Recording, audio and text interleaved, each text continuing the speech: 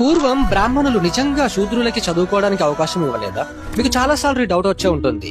అప్పటి రికార్డులను చూస్తే బ్రాహ్మణుల కంటే శూద్రుల పిల్లలే ఎక్కువ సంఖ్యలో చదువుకునేవాళ్ళు. ఆ స్కూళ్లు మరెక్కడో కాదు, గుడి లోపలనే విద్యార్థులకు విద్యాభ్యాసం చేసేవారు. ఒక ప్రసిద్ధ చారిత్రకవేత్త ధర్మపాల్ గారు రచించిన ద బ్యూటిఫుల్ ట్రీ అనే పుస్తకంలో ఆయన ఒక సర్వేను పేర్కొనడం జరిగింది. ఫిబ్రవరి 1825లో బ్రిటిషర్స్ మన భారతీయ విద్యా విధానాన్ని అర్థం చేసుకోవడానికి ఒక సర్వేను చేపించారు.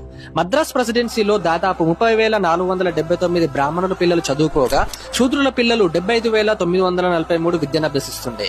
ఆ విద్యా విధానం ఎలా ఉండేదంటే చెప్పులు కుట్టడం, కుండలు చేపియడం కాకుండా రామాయణం, మహాభారతం, పంచతంత్రం, వేదాల అభ్యాసం ఈ విద్యార్థులకు నేర్పేవారు.